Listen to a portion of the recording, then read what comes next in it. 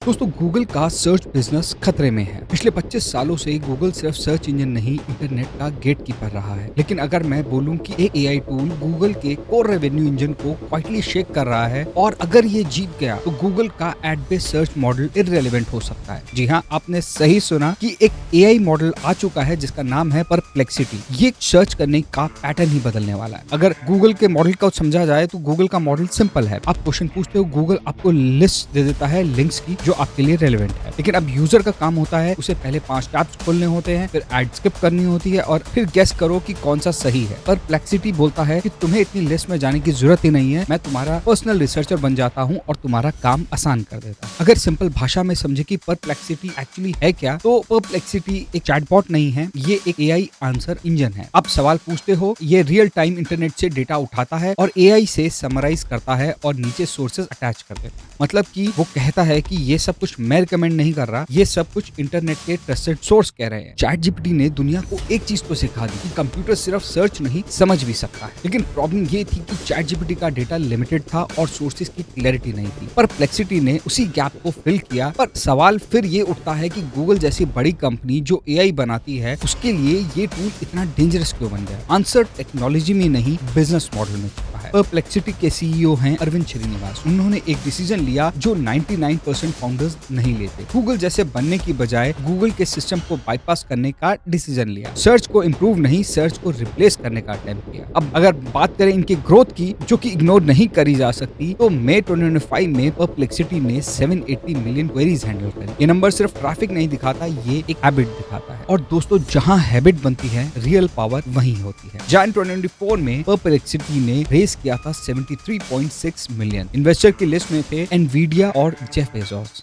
इसका मतलब सिंपल है, स्मार्ट मनी बोल रहा था कि सर्च का फ्यूचर शायद यहीं से निकलेगा। 2025 के एंड तक रिपोर्ट्स के अकॉर्डिंग परप्लेक्सिटी की वैल्यूएशन 20 बिलियन के अराउंड पहुंच चुकी थी। सर्च जैसी स्लो मूविंग इंडस्ट्री में इतनी फास्ट लेजिटिमेसी मिलना एक्सट्रीमली रेयर है। अब आप सोच रहे होंगे कि गूगल भी तो ऐसा एआई बना सकता है। प्रॉब्लम ये है कि गूगल का बिजनेस आंसर्स पर नहीं, एड्स पर चलता है। अगर गूगल डायरेक्ट आंसर देने लगा, लिंक्स कम खुलेंगे, एड्स कम दिखेंगे और रेवेन्यू को हिट होगा। गूगल स्टूपिड नहीं है, लेकिन वो अपने बिजनेस मॉडल का खुद ही प्रिजनर बन चुका है। परप्लेक्सिटी ये सब समझ चुका था, इसीलिए उसने एक ऐसा मूव खेला जो गूगल को कभी एक्सपेक्टेड ही नहीं था। सिर्फ सर्च ऐप की हैबिट चेंज नहीं होती, इसीलिए परप्लेक्सिटी ने लॉन्च किया कॉमेट ब्राउजर। आइडिया सिंपल, अगर ब्राउजर तुम्हारा है तो सर्च बिहेवियर भी तुम्हारा है। अब बात करते हैं दोस्तों बॉम्बशेल ऑफर की, यानी कि Chrome buy offer. 34.5 billion Chrome buy offer अगस्त 2025 में न्यूज में बहुत वायरल हुआ था। परप्लेक्सिटी ने गूगल क्रोम के लिए 34.5 बिलियन ऑल कैश ऑफर दिया था। ये सिर्फ पीआर स्टंट नहीं था, ये मैसेज था कि सर्च वॉर जीती है तो ब्राउजर जीतना ही पड़ेगा। पर जितना बड़ा प्रॉमिस उतना बड़ा रिस्क। पब्लिशर्स ने परप्लेक्सिटी पर एलिगेशन लगाए, copyright misuse, content attribution issue और हेलुसिनेटेड सोर्सेज। सर्च में ट्रस्ट सब कुछ होता है, एक बार ट्रस्ट गया तो गेम ओवर। दोस्तों अब समझते हैं Perplexity versus ChatGPT. Simple difference समझ लो, ChatGPT is equals to writer plus thinker, Perplexity is equals to researcher. ChatGPT imagine कर सकता है, परप्लेक्सिटी इमेजिन नहीं करता, वो वेरीफाई करता है। दोस्तों परप्लेक्सिटी से 4 ब्रूटल लेसन में देखने को मिलते हैं, जैसे कि रियल यूजर का पेन सॉल्व करो, लिंक कैओस को खत्म करना, ट्रस्ट लेयर बना दो, यानी कि सोर्सेज साथ नहीं दिखा दो, डिस्ट्रीब्यूशन चेज करो, यानी कि ब्राउजर जो है वो खुद का लाओ,